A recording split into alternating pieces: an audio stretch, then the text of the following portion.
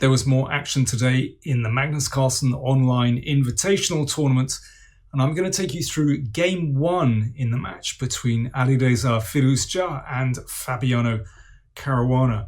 So far in this tournament, things not going too well for the Iranian prodigy. We've seen how brilliant a blitz player he is, but at slightly slower rapid, at least against really some of the strongest players in the world, if not the strongest players in the world. I'm afraid his limitations have been somewhat exposed.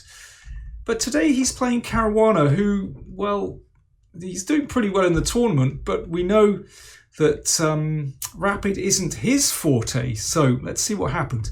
Queen c2 from Firouzja, protecting that pawn on c4. So this is a pragmatic move. Now, various things you can do here. g6, e6, but Caruana decides to take. And Firouzja turned this into a gambit by going for e4. So he wants a sharp position. Caruana holds on to the pawn, and instead of playing a move like a4, well, yeah, Firouzja basically makes sure that this is now a gambit. White is a pawn down, but has a strong centre, and you could argue that Black's queenside pawns aren't beautiful, of course, particularly that backward pawn on c6. So we've got an unbalanced position and, well, all to play for here. White's development is very straightforward, very simple, and you never know when White may want to push that pawn forward to open up this diagonal. Obviously, if Black were to castle here, then e5 would win a pawn straight away. Therefore, we've got a move like h6. So that means that Black can consider castling.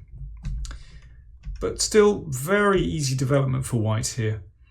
Here, knight a6 might be worth considering to put the knight on b4, but Caruana went for a6 very quickly. He's looking to protect that pawn and maybe play for c5. Let's have a look. h3 and bishop e3. So simple development. h3, of course, was played to prevent knight g4 hitting the bishop. And here, yeah, what happens if castles? Well, then e5, and, you know, it might be possible to, you know, use those diagonals for White's pieces. So Fabiano decides to hang back for the moment and plays rook c8, and yeah, it's looking like he wants to go for c5 to open up the c-file. So Firouzja decides, right, now is the moment. I'm going to strike forward.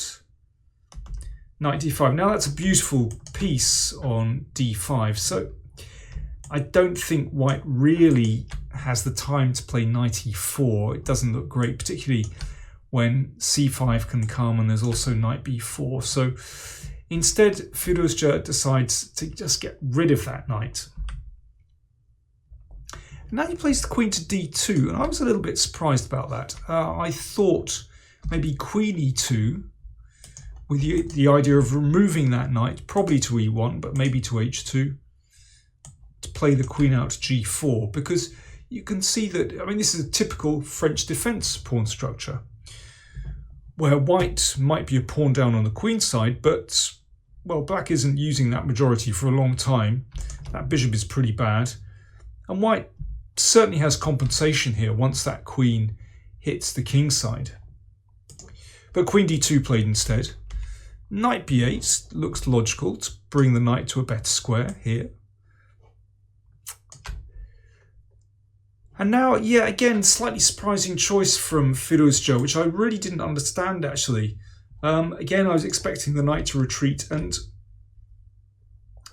maybe after this, knight c2 will cover b4, and White still has this option of just shifting the queen over into the danger zone on the king side. But Firouzja played b4, which I find a really odd move, because the pawn now becomes a target, but more than that, this very obvious standard exchange sacrifice, rook c4, played by Caruana, which just targets that pawn on b4. I mean, if white takes this is terrible. Terrible for white, that is. Because that bishop just zings down the diagonal. Dreadful position for white. You can put the queen on d5, start shoving the g pawn down the board, and yeah, rook g8, g4, just horrible. So really that rook can't be taken. So the pawn is now attacked. Rook b1. And here knight c6 could be played. That's certainly not bad to press on that pawn again. But knight d7 played by Caruana, also not bad. Knight e1 and knight b6. In a sense, I think the knight was better on c6 because the knight and rook kind of double up. They both want to use the c4 square. And now queen e2. Good move. So the queen is starting to travel to the king's side. And here probably black's best is to play knight a4. And this one is starting to get a little bit tricky. Maybe it is possible to take now and send the queen over here with some kind of counterplay, maybe even a pawn sack with d5. But instead Caruana took on b4, and that is just a mistake. Rooks were exchanged, and bishop takes b5 check. It looks like Caruana simply overlooked this move. If pawn takes, then queen takes pawn check, and you take here, and basically it's difficult for black to castle. So after bishop b5 check, then knight d7. And here Firouzja misses a big chance. He could have just played very calmly, dropping that bishop back to a4. So let's just have a quick look. Basically, on the queen side, black isn't doing much. Black might have an extra pawn, but in a sense that even gets in the way because you really want to play bishop a6 at some moment. And this bishop has the option to cut back to c2. So that when black castles, and I think black is going to have to castle sooner or later, then white's pieces just head over to the king's side. Knight f4, knight h5 comes into consideration. Queen g4, bishop comes back to c2. I mean, this is just an automatic attack that you've seen 100,000 times against the French. Except in this case, it's not so easy for black to break free. That bishop is so poorly placed. f6 looks like it would just weaken those light squares. This is a very pleasant position for white. So knight d7 has just been played. I'm looking at bishop a4, but that wasn't played. Instead, Firouzja just played knight d3, and that allowed Caruana just to trade pieces and to escape. And the danger has passed. This position is equal. Queen b6, queen takes knight, queen takes knight. You can see opposite colour bishops, no weaknesses in the pawn structures, and I think we were all fully expecting this game to drift towards draw, major pieces exchanged and everyone's happy. But it's extraordinary over the next few moves how the players contrived to drum up winning chances, to find little tricks in the position, to go on the offensive. So first of all, we can see that Caruana improves the position of the bishop. So it was locked behind the pawn chain, and now it comes outside, and maybe bishop c4 to lock out the rook, or maybe comes down here and on this diagonal. So therefore rook c7, and the bishop improves its position, and the king tucks itself away while the major pieces at the other end of the board. Bishop g6. Now that's an important move because the bishop now protects that f-pawn, and that frees the rook for active service. And white can't do much here. So Firouzja now starts to backtrack. But, well, we certainly don't want to exchange and give white a nice pass c-pawn. Queen a6. Now Firouzja realizes, okay, time to activate my bishop. So this one came here. The rook activates. So Caruana now going on the offensive, and rook b1. So it's starting to get really, really sharp with the major pieces kind of crossing each other in the middle of the board and heading down the other end. And now this bishop comes into play with the potential idea of bishop f6 setting up a mating net. Now, there are some really funny tactics going on in this position. So first of all, I should say that black now played bishop h5, which was a very interesting move. Let's have a look at queen f1, just a little sidetrack, because there are some weird things going on here. In fact, Firouzja has queen f8. Of course, if that's taken, then there's mate on c8. It's a funny move. And now this looks absolutely terrifying. If that's taken, then pawn takes and mate on g7 still threatened. But actually, black survives here. With this, king can't advance. And now, this actually leads to a draw by perpetual check. I mean, there are a few alternatives, but you know, this is sort of the most plausible continuation. And the king does not escape. The king just gets checked back, and that's draw by perpetual check, for example. So yeah, that just shows some of the possibilities in the position. But instead of queen f1, which with best play should lead to a draw, instead Caruana, spotting that Firouzja was running short of time, played this tricky move, bishop h5, and he might be trying to do the same thing, get the bishop in here. A check from Firouzja on c8, king h7. And now here, there was a mistake.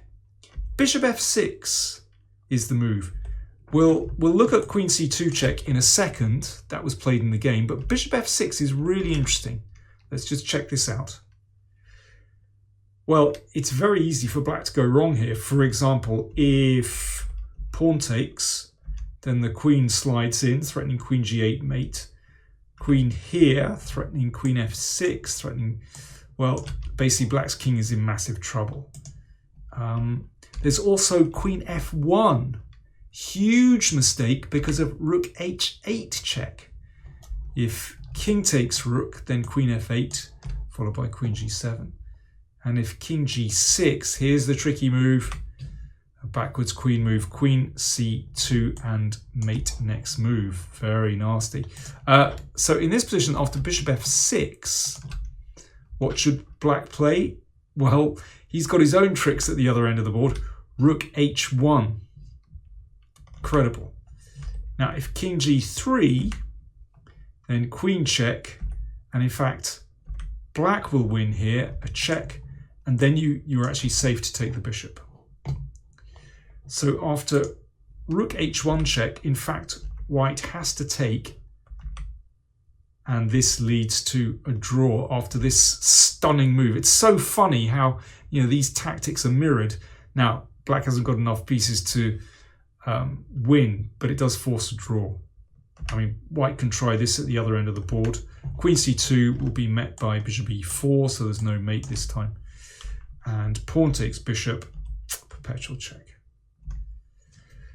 Just on these squares, and so on. Amazing tactics. So anyway, king h7 has just been played. We've just been looking at bishop f6, which should lead to a draw, but instead queen c2 check was played. And this was a fatal mistake. The bishop came back, the queen came up, and queen f1 is actually decisive. Black is breaking through. Bishop f6 was tried, but this is too late. After bishop e4, Firouzja resigned. So why did he resign? Mate is threatened, and if pawn to f3, then the second rank is exposed and rook b2 wins. So black gets there just in time before white gets a chance to attack at the other end of the board. So a very curious end to the game, but well worked out by Caruana, who actually he played that extremely well at the end. That is, the opening was very uneven, but he saw that Firouzja was running short of time and gambled a little bit with bishop h5, and obviously well worth it. So after that first game victory, Caruana won the second as well. In the third, he actually lost. He was doing okay but lost, but he managed to, well, rescue himself from a dubious position in the fourth and won that one. So in the end, the match score was 3-1, so Caruana won that one. In the other match, Carlsen beat Vasily Grave. It wasn't too interesting. 3 draws and 1 easy win for Carlsen. So after those results, we have Carlsen in the lead with 11 points. Caruana 8, Nakamura 7, Ding 6, MVL 5, Nepo 5, and Giri and Firouzja both on 0. Shocking stuff. Tomorrow you're going to have Yannick Pelletier as a guest commentator on the channel, so look out for that. In the meantime, don't forget to like, comment, share and subscribe, and do consider supporting us on PayPal or patreon.com/PowerPlayChess. You'll see the links to those. We will be very grateful for your contributions. Help keep the lights on in these difficult times. Thanks a lot.